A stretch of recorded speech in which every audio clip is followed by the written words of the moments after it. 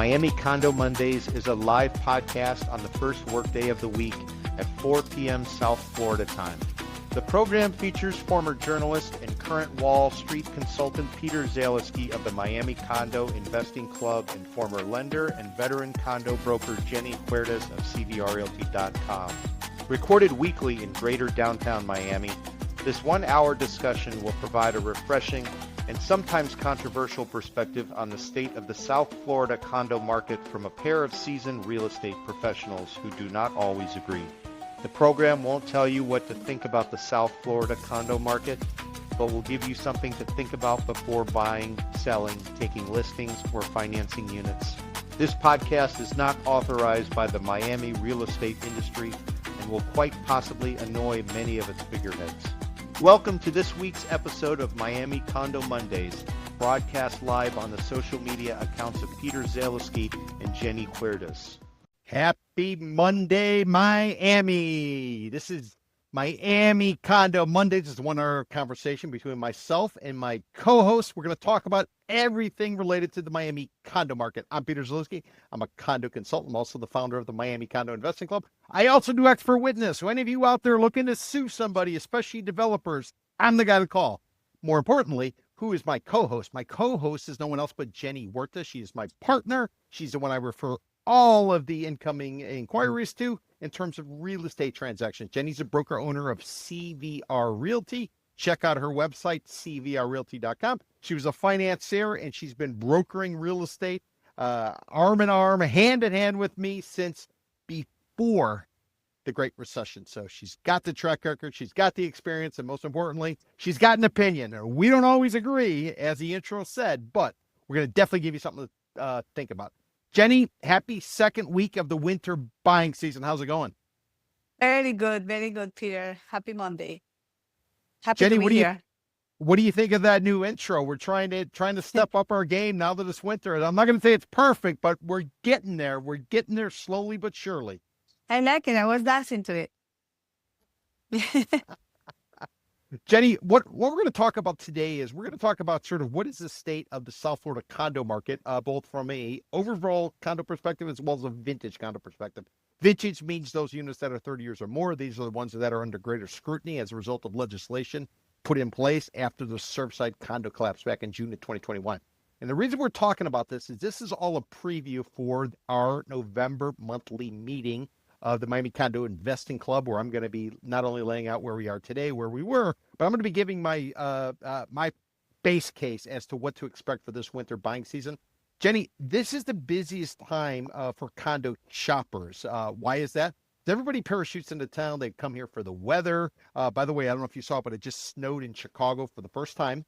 So they come here for the weather. They come here for the events, and also they come here for that carnival-like atmosphere. There's a certain energy in the air in Miami this time of year. And what inevitably happens is, Jen, is they fall in love with the place and they say, you know what?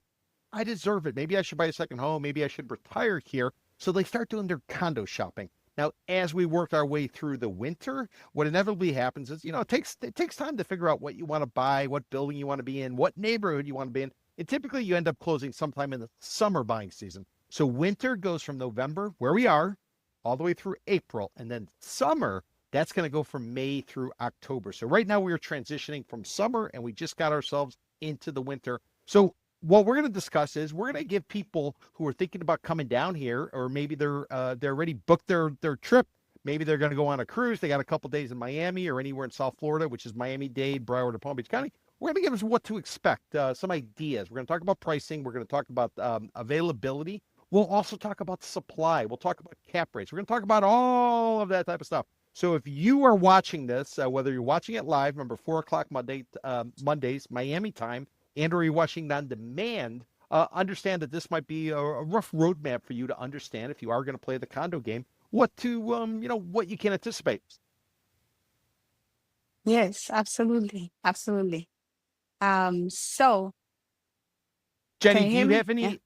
Yeah. Do you have any suggestions? Maybe somebody is, they're all excited. They booked that trip. They're coming down after Thanksgiving. Maybe we're going to come down here, jump out on one of those little big cruise ships for a few days, and then also wrap it around with maybe some time spending in greater downtown Miami or Wynwood. Maybe they're staying in Fort Lauderdale. Maybe they're coming for the boat show. Maybe they're coming for, the Las Olas Arts Festival. Maybe Coconut Grove Arts Festival. Any of that type of stuff. You maybe got like 3, 4, 5 tips for people to kind of consider as they start to lay out and plan their Mhm. trip to South Florida for our fantastic weather. Yeah, most definitely. They need to prepare for this trip. When you're preparing for the trip, you know what clothes you're going to take, what the weather is going to look like. Same thing with real estate. You just cannot parachute, or you can, but you're going to be more confused if you do that.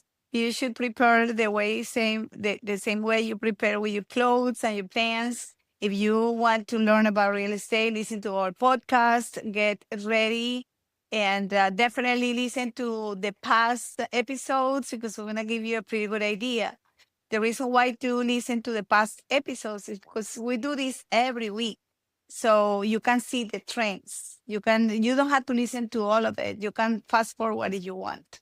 But it's important to get ready for that visit. It's not going to be like before, oh, let me do a real estate tour, because realtors nowadays value our time more. Actually, since August last year, we have the choice to get a fee where we can actually show you property and you pay us a consulting fee besides the commission. So get ready, because not everybody is willing and able to go and give you a free real estate tour. Well, Jenny, that's a good point. Let me sort of lay it out there for people. So maybe some of you are DIYers, do it yourselves, and you're going to go in there and you're going to conquer, slay dragons, if you will. Well, up until August of 2024, basically you could call up a realtor and say, hey, realtor, I'm going to be in town for the weekend. I want to go look at properties on Saturday. I'm going to go out Friday night, and hopefully I wake up in the morning and then we're going to look at some properties. Well, all that sort of changed because there was a lawsuit that was filed. It came out of Missouri. And as a result, it was related to antitrust.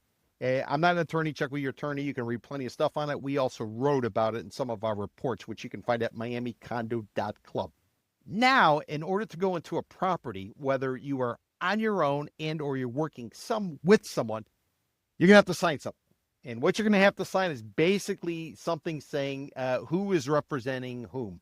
Now, if you say, yeah, but I'm going to DIY it, I don't need to sign anything. Well, you actually do, because the person who's got the listing, that person who's a broker representing the seller, they're required to get something signed, and that's got to go in their file. And therefore, if anything goes on, anything goes forward, the relationship is kind of laid out.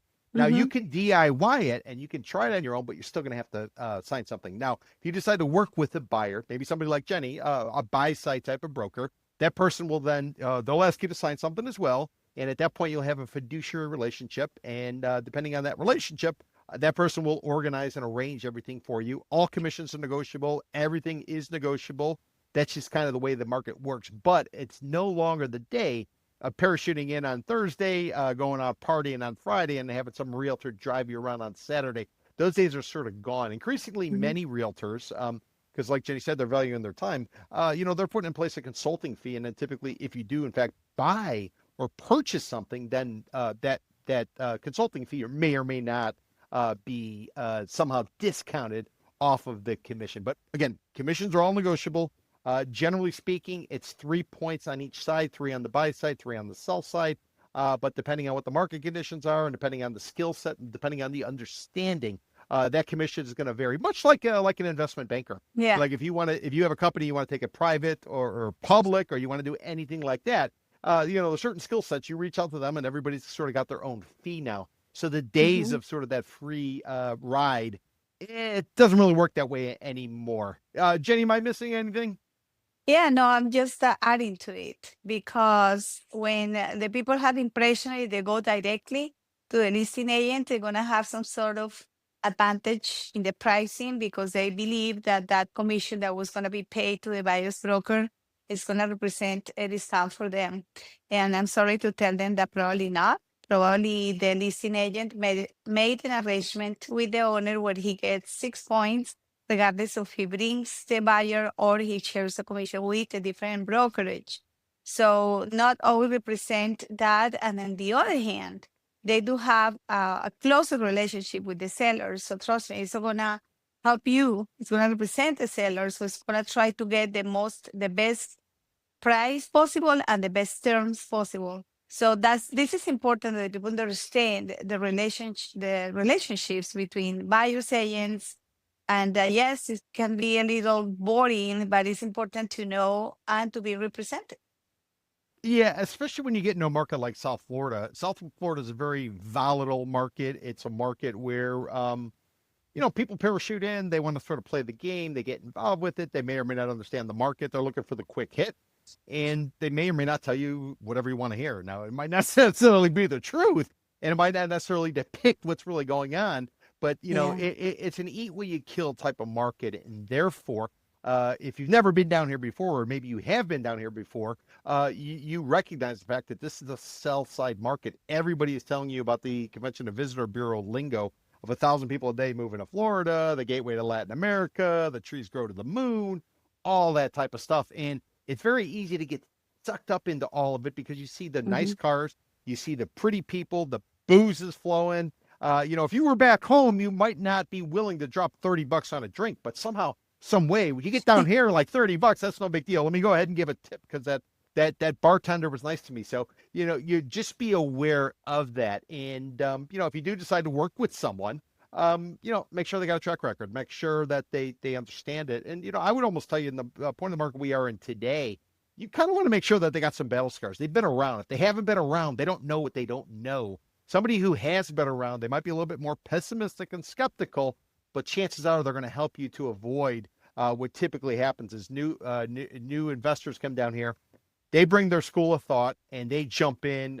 They think they know everything because it worked like that in New York or worked like that in Los Angeles or Chicago or London or whatever. And inevitably they end up getting fleeced. yeah, Fleeced in that terms of they'll end up buying something and then later on they'll be like, oh my God, I thought I got myself a great deal, but I didn't anticipate this, and that. So every exactly. real estate market is local. And now we have the added risk of these vintage condos, which is those that are 30 years or more. And with them comes special assessments. With them comes higher maintenance fees. With them comes pricey insurance. So, Jenny, this might be a good time to say it. What we tell people is if you're going out looking for a condo, who cares? Don't worry about the unit. Figure out the building. There's so many condos down here. There's 13,000 condo associations in the Tri-County, South Florida area. There's about 28,250 in hmm the state of Florida. There's over 1.2 million units as of a year ago in Florida with 610,000 in the Tri-County, South Florida area. So you will find a unit, but what's more important is find a building. Find a building where the maintenance makes sense. Find a building that allows you to have that dog. Find a building, for instance, you might go into a building and they say you can have any kind of weight limit on a dog. It's not a big deal. But then they also might have a rule that says, well, listen, you can have the dog, but the dog's paws cannot touch the common area, meaning you got to hold the damn dog when you're walking through the hallway. You got to hold it while you're in the elevator. So there's these little things to kind of keep in mind. The other thing to Yeah. keep in mind is when they're coming up on certain inspections. We got something hmm called the Structural Integrity Reserve Study now every 10 years. We got a milestone inspection or a milestone study. It comes at year 30. You got to be able to figure it all out. So location may be important, but I don't know that it's the most important now. You got to worry about the age of the building. Basically, when it came online, that's when a lot of these inspections kick in. You Yeah. also have to worry about pricing. Am I paying the right price? Can I make a return? Maybe it's my forever condo, but then something changes. Just like something changed after the pandemic when people got called back up to New York. So even though they thought they were going to, work from home, now they got their condos down here. They overpaid for them and they're trying to rent them. And inevitably, the rent is not covering their carry and they're trying to get out, which is adding to our surplus. So I guess what I'm telling you, Jenny, is you make your money on the buy. If you buy right, you're going to make money. If you buy wrong, good luck getting out unless you cut based on the market we're in. Jenny, you want to add Yeah. anything to that? No, absolutely. It's something about Miami. And like this weekend, we have friends visiting from Germany. They're Colombians that live in Germany, and another one's from Colombia. And it's intoxicating. It's like, I want to live here. I just really love the ambience here. I just love the weather. It's just like you can get really you can make a really emotional decision about a place here. Now the places are new, so like all the newer places in the last generation of condos are going to be completely finished, so it will become more a commodity in that sense because now all these units are going to look inside the same. Nobody's gonna renew them because they're brand new. So this gonna be the same walls, same flooring, same everything. So that's gonna be even easier to make a decision based on the numbers that based on the color of the wall or the type of floor that they use. So yeah, it is a big market as far as the kind of product that we have is so different, so diverse. Remember, we didn't have vintage condos before. We didn't have a 30-year certification before. It was 40 years and older. So now 30 years, all these newer generation buildings from 2007, they already 2007. They're almost gonna be. They are already 20, almost 20 years. So you start having to worry about those things in the buildings that apparently they look newer, but they are not new. They have some time in the market, and we didn't have either. We didn't have anything to compare to. Now we see the type of construction, and we see who is a good developer and who isn't, and who uses a good contractor who doesn't, just because you're going to see the history of the building, and now you have a better understanding what you're getting into. But you need somebody who knows what they're doing. You need somebody to work on your team and not for the commission only. And one final tidbit I would offer to you, so condo associations, because of the Surfside collapse, legislation was put in place. I would argue was brought on by insurance companies. Insurance companies don't want to insure something where they don't know what the hell they're insuring. And as a result, they pushed legislature. Legislature adopted these rules where every 10 years you got to do a structural integrity reserve study. And then at year 30, you have to do a milestone inspection. This milestone inspection, it was never required. It wasn't mandatory. The only place that was close to this was Miami-Dade County and, to some extent, Broward County. And why did Miami-Dade County have something similar to this? Well, what Miami-Dade County had was something called a 40-year recertification. That 40-year recertification came as a result of a office tower that collapsed. There was a federal government agency in there. The building collapsed in the 70s. And how old was it when it collapsed? It was 40 years old. So the county adopted a policy saying, listen, at the age 40, let's go ahead and let's make sure the buildings are safe. Now you get the Surfside disaster where nearly 100 people died and $1 billion payout was given out to the families of the victims. Now suddenly they got something at the year 30 mark. So the rest of the state of Florida, they suddenly have to catch up to what, for the most part, we were doing here in Miami-Dade County and, to a certain extent, Broward County. So there's been dramatic changes across the board. But from the best we can gather, looking at the numbers, and some of these inspections are still being done. One of the reasons their inspections haven't been done yet, even though they were originally required by January 1st of 2025, there weren't enough people to do the inspections. They got to be done by licensed architects, licensed engineered. But we're at the point where most of the information is coming online, and then we're going to be able to figure out with some certainty what's exactly going on.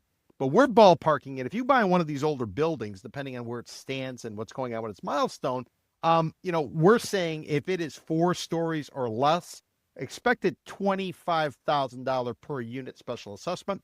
If you are 5 to 14, call it $65,000. And if you're 15 or higher, $100,000 a door in order to go ahead and pay it. And Jenny, if you happen to live in a place like Brickell Key, which is a man-made island right off of the coast of Brickell in Greater Downtown Miami, it's an island that was created with the dredging of the Miami River. They dumped it all, and lo and behold, somebody came in, they put a seawall.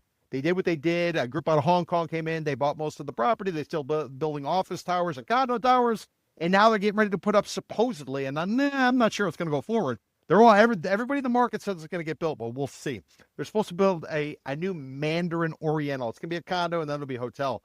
But what suddenly happened is all these people who live in Brickell Key, Jenny, they've all been notified that the association, the master association for this triangular-shaped man-made island, they all got to kick in 5 figures per unit to pay for a new seawall. So when the brand new condo tower comes online with the hotel, everybody staying in the hotel and the condo tower, they get to enjoy it. But everybody on the island has to basically pay to cover it all. Yeah. And people are bitching and moaning. I mean, 5 Yes. figures, they won't give you the exact number. But if you figure it's 5 figures, it's at least 10 G's.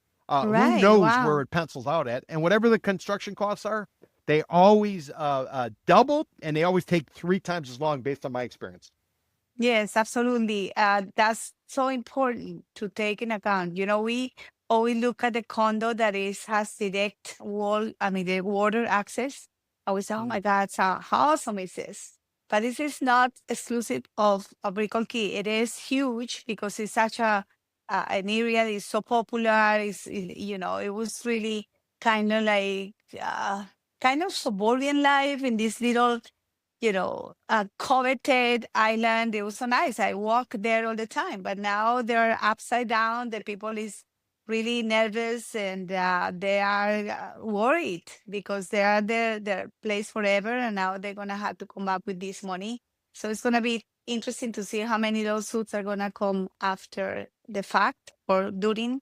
But I also learned of a building that a friend of my friend had. It was a little tiny building in Norway Village. You have all these little buildings with access to the water, and the seawall fail, and now all these people has to come with a lot of money. And these are not expensive condos; they are really inexpensive places.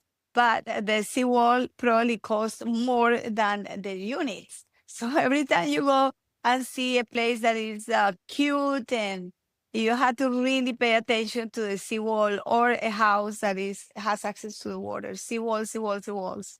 Those are a major, major expense for the new owners that don't do the homework.